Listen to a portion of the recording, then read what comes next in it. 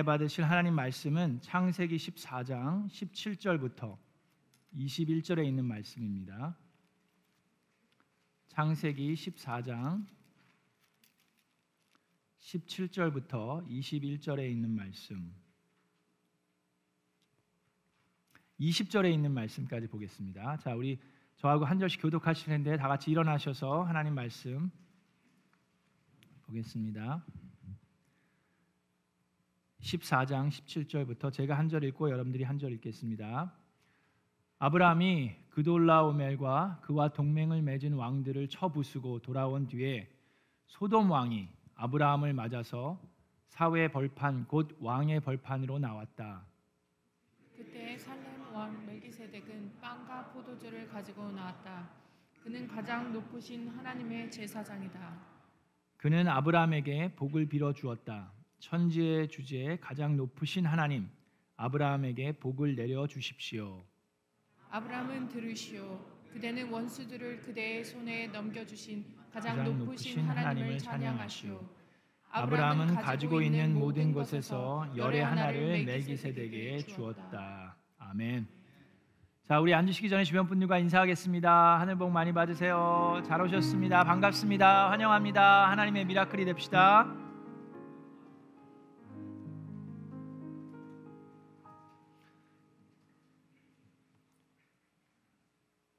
자, 지난주에 우리는 하나님께서 아브라함을 택하셔서 이스라엘 백성을 세우시는 이유를 배웠습니다. 그것은 바로 하나님의 신실하심을 나타내기 위함이고, 아브라함이 믿음의 조상이 될 수 있었던 것도 아브라함이 능력이 많아서 믿음이 강해서라기보다는 하나님의 신실하심 때문임을 우리는 배웠습니다. 아멘.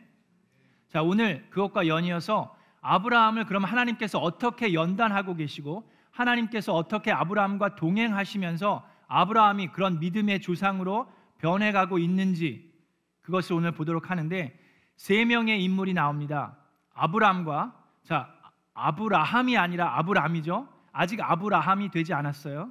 아브라함은 exalted father이라는 뜻을 갖고 있는데, 존엄한 아버지라는 뜻을 갖고 있고, 아브라함은 많은 민족의 아버지라는 뜻을 갖고 있습니다. 자, 하여튼 아브라함이 나오고, 그 다음에 아브라함의 조카 롯이 나옵니다. 그 다음에 멜기세덱이라는 사람이 나오는데, 이 세 사람의 모습을 보면서 오늘 놀라운 하나님의 진리의 말씀을 보기를 원합니다. 자, 아브라함이 약속의 말씀을 받고 길을 떠나죠. 땅과 그 자기의 친족과 아버지의 집을 떠나서 하나님께서 말씀하실 그 땅을 향해서 가고 있는데, 자, 여기서 그 친가족들뿐만 아니라 누구를 택합니까? 롯을 데리고 떠납니다.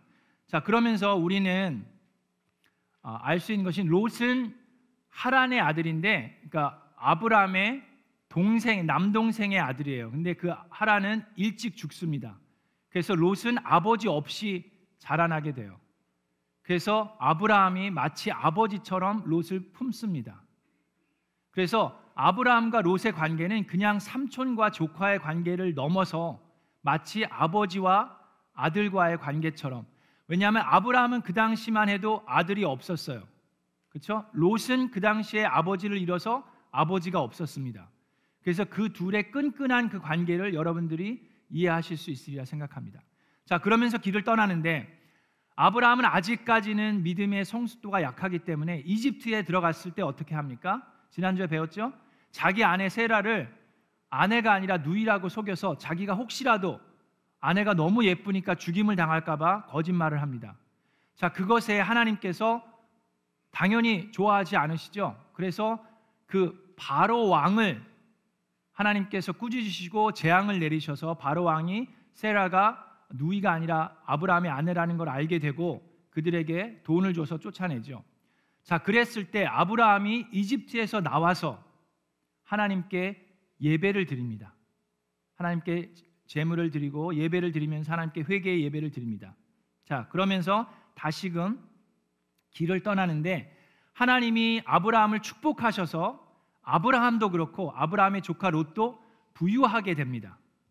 자, 아주 되게 부유하게 되는데, 그 당시에 부유해진다라는 것은 기르는 짐승들이 많아지는 거예요. 양들이 많아지고 뭐 소나 낙타들이 많아지는 게 부유해지는 겁니다. 근데 동물들이 너무너무 많아져서 더 이상 이 평지에서 그 롯의 짐승들과 아브라함의 짐승들을 키우기가 힘들어지는 거예요. 아브라함의 짐승들을 기르는 그 양치기들과 롯의 짐승들을 치는 양치기들이 서로 다투게 됩니다. 아니, 이 풀은 이쪽인데 우리가 이쪽에서 먹여야 돼 오늘은. 아니야, 우리가 오늘은 이쪽에서 먹이는 거야. 그러면서 서로 다투게 됩니다. 자, 그래서 아브라함이 롯을 불러다가 놓고 얘기합니다. 자, 우리는 우리 안에 우리끼리 서로 다투는 것은 있을 수 없는 일이다. 우리는 같은 혈통이기 때문이다 라고 이야기합니다. 자, 그래서 아브라함이 조카에게, 자, 조카 일로 와봐. 저기를 봐라. 저 넓은 땅을 봐라. 네가 어디로 정하든, 네가 오른쪽을 정하면 나는 왼쪽으로 갈 것이고, 네가 왼쪽을 정하면 나는 오른쪽으로 갈 것이다. 마음에 드는 땅을 정해라. 그러면 내가 축복해주고 너를 보내주겠다 라는 삼촌의 마음을 볼 수가 있습니다. 자, 그랬을 때 이 젊은 조카 롯은 고개를 들어서 이 멀리 땅을 보면서 무엇을 바라봅니까? 좋은 곳을 바라봅니다. 와, 저기 보니까 성경에 나와 있습니다. 창세기 13장 10절에 롯이 멀리 바라보니 요단 온 들판이 소알에 이르기까지 물이 넉넉한 것이 마치 주님의 동산과도 같고 이집트 땅과도 같았다. 아직 주님께서 소돔과 고모라를 멸망시키시기 이전이었다라고 나옵니다. 자, 롯은 가장 좋은 땅을 보면서 어떤 생각을 했습니까? 이집트의 그 풍요로움을 생각합니다. 이집트를 떠났지만 이집트는 롯의 마음을 떠나지 않았어요. 그 풍요로운 마음을 보면서 가장 좋은 것, 그래, 이제는 나도 아브라함을 떠나서, 이제 우리 삼촌을 떠나서 나도 이제는 독립해야지. 그러면서 나도 이 정도 사니까, 나도 이 정도 컸으니까 나도 이제 혼자 할 수 있겠지라고 바라보면서 가장 좋은 땅을 바라봤을 때 어떻게 합니까? 삼촌, 그래도 삼촌이 날 여기까지 이렇게 해줬는데 저 좋은 땅은 삼촌이 가주시고 저는 저쪽으로 갈게요 라고 했으면 참 기특했을 텐데, 그러지 않고 가장 좋은 땅을 자기가 갖기 위해서 갑니다. 자, 그랬을 때 이 롯의 모습을 봅니다. 롯은 그 땅을 정할 때 하나님께 여쭤보지 않았습니다. 그 롯은 그 땅을 정할 때 삼촌을 배려하지 않았습니다. 내 눈에, 나에게, 나의 가족에게 가장 좋은 것을 선택하고 떠나는 그 모습을 볼 수가 있습니다. 자, 이러한 롯의 모습을 보면서 아주 중요한 사실 몇 가지를 볼 수가 있는데요. 첫째는 그 조카 롯에게 그의 삶 가운데 가장 그가 살면서 선택한 많은 결정 중에 가장 잘한 결정은 무엇이었습니까? 그것은 아브라함과 동행하는 것이었습니다. 태어나서 여기까지 그 땅을 떠나서 아브라함과 동행했기 때문에 그는 부유해졌어요. 아브라함과 동행했기 때문에 그는 나중에 하나님으로부터 의롭다라는 칭호를 받게 됩니다. 그런데 그가 삶 가운데 가장 잘못 선택한 것은 무엇입니까? 그것은 아브라함을 떠나는 것이었습니다. The best decision that Lot ever made was to stay and walk with Abraham. But the worst decision was to leave him. 자, 그러면서 하나님께서 아브라함으로 인해서 많은 사람에게 복을 주신다고 그랬죠? 그 복을 받는 첫 번째 사람이 바로 이 롯이에요. 아브라함으로 통해서 복을 받는데, 아브라함은 그래도 하나님과 동행하면서 하나님의 성품을 닮아가고 하나님의 말씀 가운데 거하면서 순종하면서 믿음이 강해지는 반면에 롯은 그렇지 못한 반면을 보게 됩니다. 우리가 또 하나 이 롯을 통해서 알 수 있는 것은 아브라함은 하나님과 동행하면서 부유해졌습니다. 그런데 롯은 부유해지면서 하나님과 멀어졌습니다. That's a huge difference, 그죠? 롯은 he walked with God and he became wealthy. 근데 롯은 he became wealthy and he got further and further away from God. 하나님으로부터 더 멀어졌어요. 자, 그래서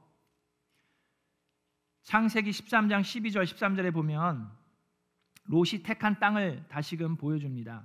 아브라함은 가나안 땅에서 살고 롯은 평지의 여러 성읍을 돌아다니면서 살다가 소돔 가까이에 이르러서 자리를 잡습니다. 그런데 그 소돔 사람들은 악하였으며 주님을 거슬러서 온갖 죄를 짓고 있었다라고 나옵니다. 자, 롯은 좋은 땅을 찾아다니다가 소돔에 거하게 되는데 소돔 사람들은 하나님을 거슬리고 악한 일들을 많이 행하고 있는 것을 롯은 알고 있었어요. 그럼에도 불구하고 거기에 정착했습니다. 왜요? 거기가 풍요롭거든요. 거기에서 더 잘 먹고 잘 살 수 있거든요. 자, 그로 인해서 그는 큰 고난을 당하게 됩니다. 잠시 부유함을 즐길 수 있을지는 모르지만 그는 그로 인해서 큰 고난을 당하게 되고 가족들도 나중에는 파괴되는 그런 결과를 갖게 됩니다. 14장 초반부에 전쟁이 일어납니다. 전쟁으로 인해서 소돔에 살던 사람들이 모두 노예가 되고 소유물들은 빼앗기게 됩니다. 그러면서 롯도 그의 가족과 함께 인질로 잡히고 그의 모든 재산을 빼앗기게 됩니다. 자, 14장에 보면은요, 롯이 나올 때 롯과 그의 재물이 항상 같이 붙어 있습니다. 14장 12절에도 이렇게 나와 있습니다. 14장 12절에 롯까지 사로잡아가고 그의 재산까지 빼앗겼다라고 나오고 16절에도 똑같은 얘기가 나오는데 그의 조카 롯과 롯의 재산도 되찾았으며 라고 나옵니다. 롯은 항상 그의 재물과 같이 묶어서 나와 있어요. 그 얘기는 롯은 아주 부유한 사람이라는 뜻입니다. 뿐만 아니라 롯은 그에게 있어서 가장 중요한 것이 그의 재물이었다는 말입니다. 여러분, 여기서 우리가 삶에 적용할 수 있는 아주 중요한 포인트가 있습니다. 여러분, 부유해지는 것은 하나님의 축복일 수 있습니다. 부유해지는 것은 나쁜 것이 아닙니다. 하나님께서 성경 말씀에도 보면 하나님의 사람들, 구약 성경에 나와 있는 하나님의 사람들은 부유하게 됐어요. 아브라함도 그랬고 이삭도 야곱도 그랬고 요셉도 그랬고 모세도 그렇고 모든 사람들이 하나님의 그 풍요로움을 만끽했습니다. 자, 그런데 또 한 가지 우리가 알아야 하는 것은 부유해진다고 해서 다 그것이 하나님의 축복은 아닙니다. 하나님과 동행하지 않으면서도 부유해질 수 있습니다. 자, 그래서 우리가 점검해 볼 수 있는 질문이 있습니다. 우리가 반드시 질문해야 하는 것이 있습니다.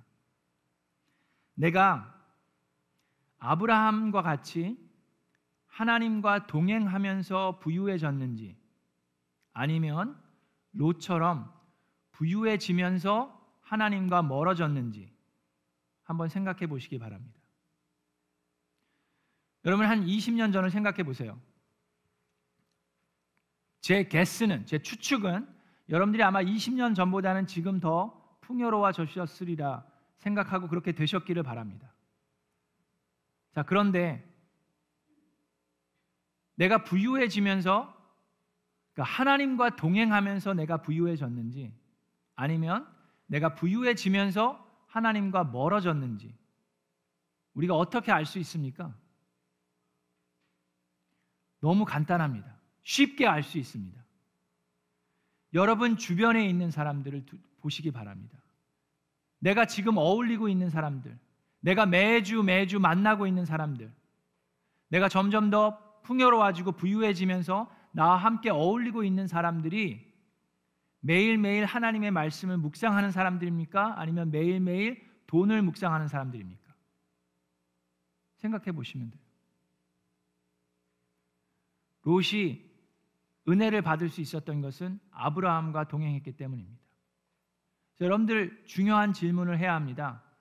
자, 여러분들의 가족이 지금 당장 내가 하나님과 동행하고 있지 못한다 한다면, 내 가족이 하나님과 동행하고 있지 못한다 한다면 하나님과 동행하는 사람에게 붙어 있으시기를 바랍니다.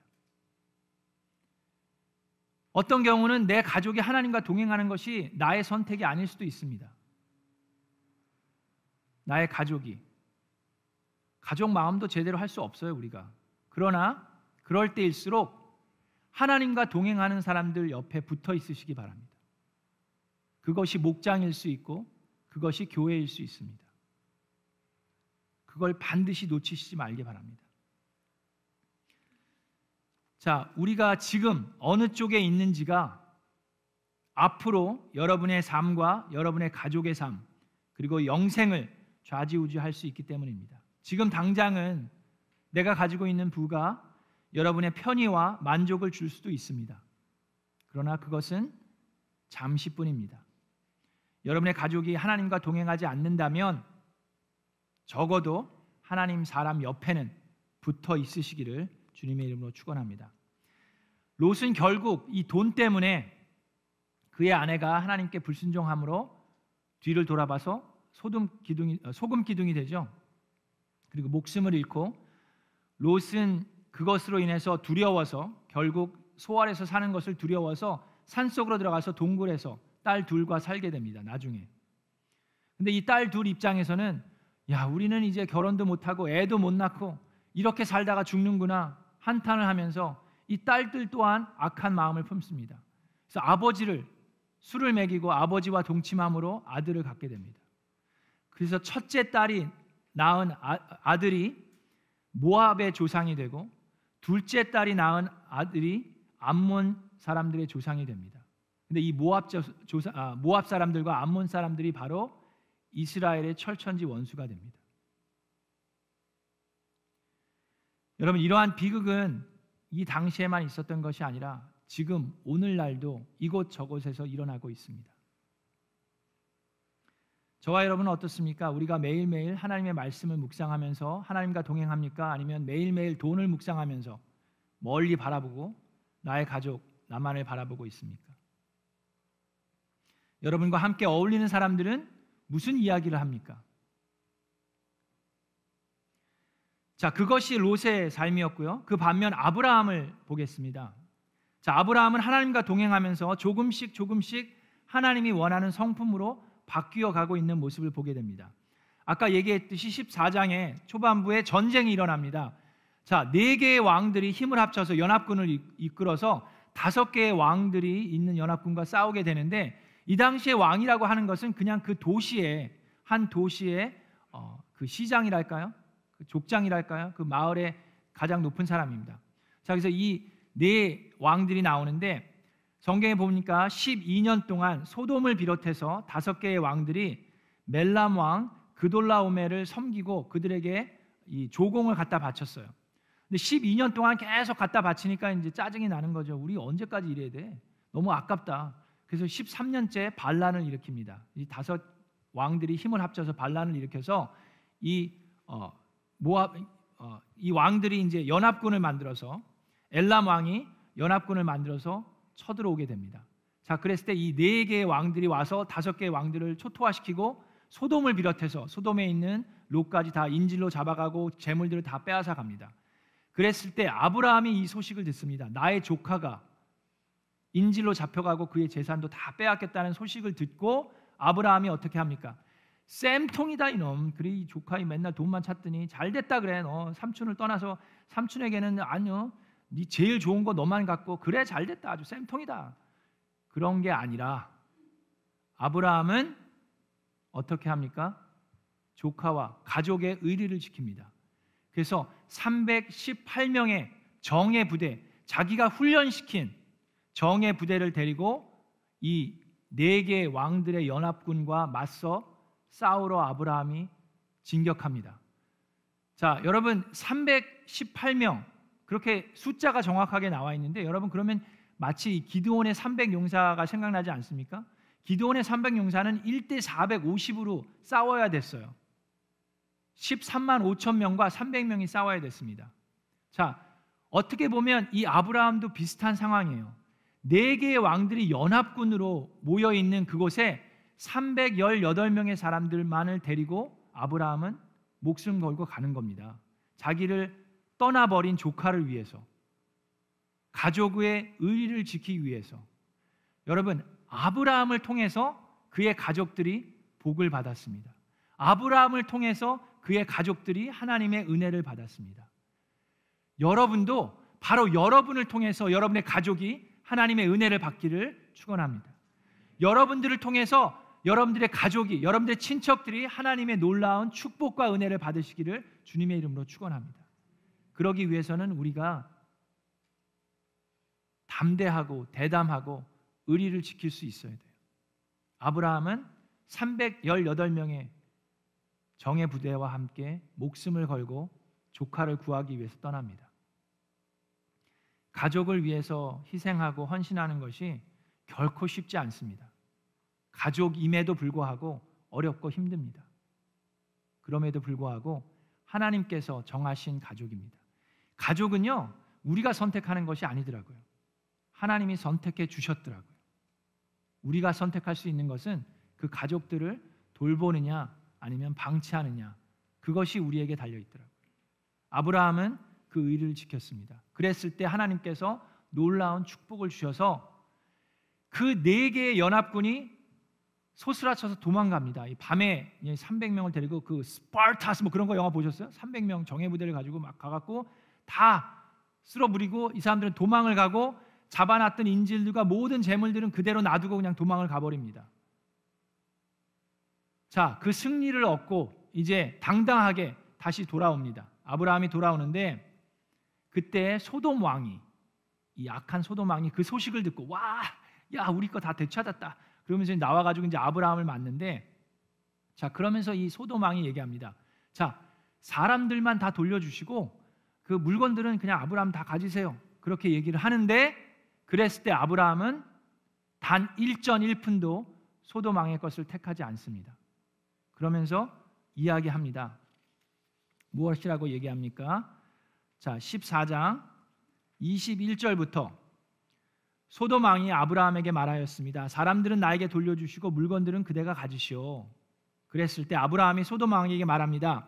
하늘과 땅을 지으신 가장 높으신 주 하나님께 나의 손을 들어서 맹세합니다. 그대의 것은 실오라기 하나나 신발끈 하나라도 가지지 않겠습니다. 왜 그렇습니까? 그러므로 그대는 그대 덕분에 아브라함이 부자가 되었다고는 절대로 말할 수 없을 것입니다. 나는 아무것도 가지지 않겠습니다. 다만 젊은이들이 먹은 것과 그 군인들이 이미 먹은 것과 나와 함께 싸우러 나간 사람들, 곧 아넬과 에스골과 마므레에게로 돌아갈 몫만은 따로 내놓아서 그들이 저마다 제 몫을 가질 수 있게 하시기 바랍니다. 자, 왜 소돔의 재물을 택하지 않았습니까? 아브라함은 자기 가족들과의 의리를 지켰을 뿐만 아니라 하나님과의 인테그리티를 지켰습니다. 아브라함이 부유하게 된 것은 오직 하나님의 은혜이고 축복입니다. 다른 사람의 덕을 봐갖고 다른 사람들이 특히 하나님을 거슬리고 죄를 범하고 있는 사람들의 돈을 갈취해서 받은 축복이 아닙니다. 그것을 아브라함뿐만 아니라 모든 사람들이 확실하게 알기를 원했습니다. 한 단계 더 성숙해간 아브라함의 모습을 우리는 볼 수가 있습니다. 그때 롯은 어떤 마음을 가지고 있었을까요? 거기에 대해서는 기록되어 있지 않지만 롯은 삼촌 왜 그래요? 삼촌 괜찮아, 이거는 원래 가져도 되는 거예요. 이거 원래 삼촌이 다 한 거잖아. 이거 괜찮아요. 갖기 싫으면 날 줘. 그러진 않았을까요? 그거는 성경에 안 나와 있습니다. 그건 모릅니다. 그러나 아브라함은 나는 단 한 푼도 가지지 않겠다라고 단호하게 이야기합니다. 여러분, 저는 비즈니스 안 해봐서 모르지만 여러분 비즈니스 하시다 보면 여러 사람들과 함께 해야 되는 줄로 압니다. 그렇게 들었어요. 그러다 보니까 사람들에게 신세를 져야 되고 또 신세를 도움을 받기도 하고 도움을 주기도 하고 그래야 된다라고 생각합니다.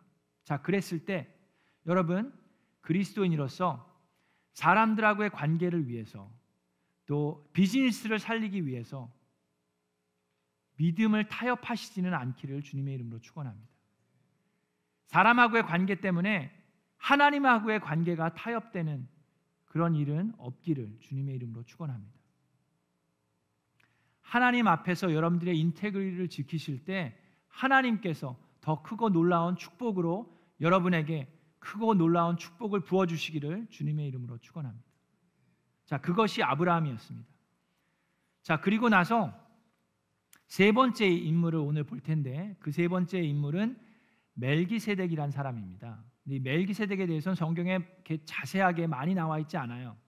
창세기에 잠깐 나와 있고 1000년이 지난 다음에 시편 기자가 시편 110편에 나와 있고 그 다음에 또 1000년이 지난 다음에 히브리서 5장부터 7장에 나와 있습니다. 근데 이 멜기세덱이 아주 중요한 인물입니다.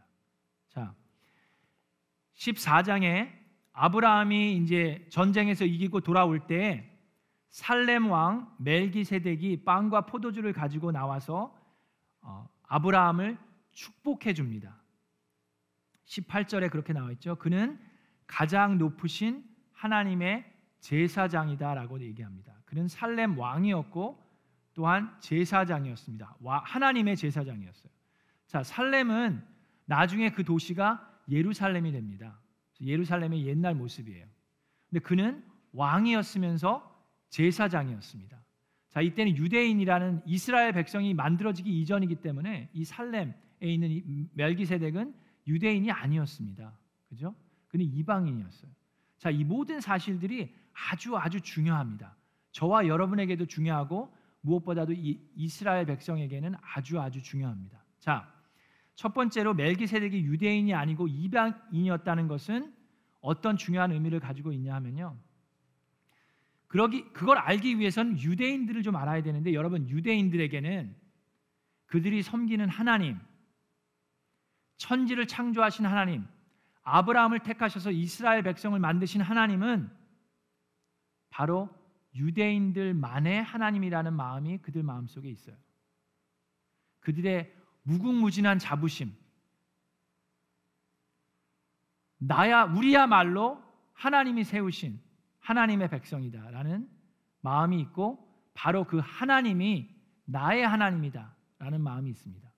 자, 그런데 그 아브라함이 세워지기 이전에 이방인, 유대인이 아닌 이방인 중에 살렘의 왕, 정의의 왕, 평화의 왕이라는 그 뜻을 가지고 있는 멜기세덱을 통해서 아브라함이 어떻게 됩니까?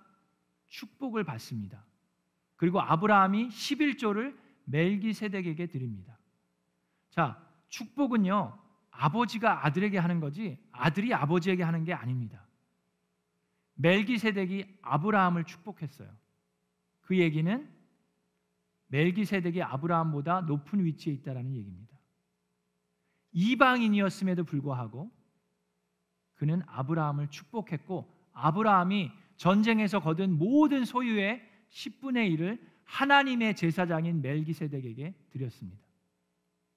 자, 이 사실은요, 우리에게도 중요한 사실인데 우리가 섬기는 하나님은, 여러분, 우리가 예배드리는 하나님은 이스라엘만의 하나님이 아닙니다.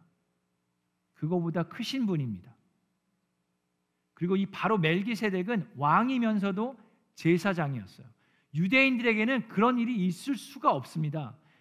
유대인들에게 왕이면서 제사장인 수가 없고 법으로도, 모세의 법으로 그게 허용하지가 않아요. 성경에서 많은 왕들이 그걸 하려다가 하나님께 혼나죠. 사울 왕도 그랬고, 여러분 기억나시죠? 그들이 왕이면서 제사장 역할도 하려다가 하나님께 아주 큰 고초를 당하게 되는 것을 우리는 볼 수가 있습니다. 우시야 왕은 어땠습니까? 우시야 왕도 교만해져서 나중에는 그렇게 하려다가 하나님께 벌을 받아서 평생 동안 나병에 걸려서 살게 됩니다. 자, 그래서 유대인들이 알아야 하는 것은 이 멜기세덱은요, 족보도 없다고 히브리서에 나옵니다. 누가 아버지인지 누가 어머니인지도 나오지 않아요. 유대인들에게 제사장이 되려면 혈통으로만 제사장이 될 수 있습니다. 레위 지파에 속해 있는 아들만이 제사장이 될 수 있어요. 그들이 무엇을 하건 하지 않건 상관이 없습니다. 그 혈통에만 있어요. 그렇기 때문에 엘리 제사장의 그 두 아들들도 그렇게 망나니처럼 살았음에도 불구하고 그들이 제사장이 된 것은 그 혈통 가운데 있었기 때문입니다. 그런데 이 멜기세덱은 어땠어요? 아버지가 누구인지 어머니가 누구인지도 알지 못했어요. 그럼에도 불구하고 하나님의 제사장이고 하나님이 세우신 왕이라고 나옵니다. 그로 인해서 아브라함이 그에게 경배하고 축복을 받았어요. 자, 이 멜기세덱은 바로 아브라함이 있기 이전에 왕이면서 제사장이었기 때문에 시편 110편에 보면 바로 앞으로 오실 동일한 왕과 제사장인 분을 예표하고 있습니다. 그분이 누구입니까? 예수 그리스도이십니다. 그분은 왕 중에 왕이시며 제사장 중에 제사장이십니다. 그렇기 때문에 유대인들도 받아들이기가 힘들어요. 왕이고 제사장일 수가 없기 때문에, 그들의 법 안에서는. 자, 우리가 섬기는 하나님은 이스라엘만의 하나님이 아닙니다. 성경에 이스라엘 백성을 택하신 이유가 뭐라고 그랬습니까? 이스라엘 백성을 택하신 이유는 온 인류에게 축복을 주시기 위해서 온 인류의 제사장 역할을 하라고 이스라엘 백성을 택하셨다라고 말씀하시고 계십니다. 여러분, 그 얘기는 뭐냐면요, 이스라엘 백성을 택하신 이유는 이스라엘 백성을 드러내기 위함이 아니라 하나님을 드러내시기 위함입니다. 여러분, 근데 그 동일한 진리가 저와 여러분에게도 적용될 수 있습니다. 여러분을 택하신 이유는, 여러분을 하나님의 자녀로 삼으신 이유는 여러분을 드러내기 위함이 아니라 하나님을 드러내시기 위함입니다. 내가 섬기는, 내가 예배하는 그 하나님은 나만의 하나님이 아니라 온 인류를 구원하실 하나님이십니다. 그렇기 때문에 우리도 한국 사람들만을 위한 하나님이 아니라 온 인류를 위한 하나님임을 우리가 인정하고 전도해야 합니다. 그래서 우리 영어 예배가, 2부에 드려지는 영어 예배가 계속해서 부흥하고 살아야만 합니다. 우리는 우리만을 위한 마음이 강하게 있어요. 지난 목요일 날 제가 우리 김은구 목사님이랑 우리 구철의 목사님과 함께 여기 사이프러스 지역에 있는 그 시장 메이어스 프레이어 브렉퍼스트를 갔다 왔습니다. 1년에 한 번씩 우리 사이프러스, 우리가 지금 사이프러스이거든요, 이 교회가. 그 사이프러스 지역에 있는 그 모든 종교 지도자들, 교회의 목사님들, 천주교 목사님도 그렇고 뭐 침례교, 뭐 감리교, 장로교 목사님들이 다 모이세요. 그래서 200여 분이 모였습니다. 목사님들뿐만 아니라 우리 시티 카운슬, 사이프러스 시티 카운슬에 계신 분들 다 오고, 우리 경찰서의 경찰서장과 경찰서에 계신 분들, 소방서에 계신 분들, 또 우리 간호사분들, 인텐시브 케어에서 일하시는 분들도 오시고 200여 분이 모였습니다. 아침을 같이 먹으면서 한 거는 단 한 가지였습니다. 하나님께 기도하는 것이었습니다. 저는 그 모임에 가서 깜짝 놀랐어요. 그리고 엄청난 큰 격려와 힘을 받았습니다. 캘리포니아가 저는 이렇게 얘기하면 좀 그렇지만 소돔과 같은 데는 아니었나 하는 그런 생각을 가지고 왔어요. 그럴 수도 있습니다. 그런데 우리가 살고 있는 이 사이프러스에서 200여 명이 되는 크리스찬 지도자들이 모여서 한 것은 단 한 가지, 우리의 하나님께 예수 그리스도의 이름으로 기도했습니다. 근데 더 은혜로웠던 건 그분들 중에 이제 저희 교회에서도 그 소그룹 미팅을 했었거든요. 저희 교회 오셨던 분들이 저를 또 알아보시고 오갖고, 패스터 데니얼, 미라클랜드 교회에서 먹었던 아침이 훨씬 더 맛있었다 라고 얘기하더라고요. 그때 수고하셨던 분들 참 할렐루야. 전 그게 되게 감사했어요. 우리가 살고 있는 사이프러스도 소망이 있구나, 희망이 있구나. 그래서 우리도 그 소망과 희망을 가지고 우리만을 위한 하나님이 아니라 이 지역을 위한 하나님, 우리 오렌지 카운티를 위한 하나님임을 전파해야 합니다. 여러분, 목장에서 오늘 2부 예배 때 침례식이 있습니다. 같이 축하해 주시고 축복해 주시기를 바랍니다. 그리고 우리 자녀들, 또 우리 영어 회중에 있는 사람들이 함께 예수 그리스도의 빛과 소금의 역할을 감당해 나가고 이 지역에 예수 그리스도의 복음을 전하는 우리 미라클랜드 교회가 되기를 주님의 이름으로 축원합니다.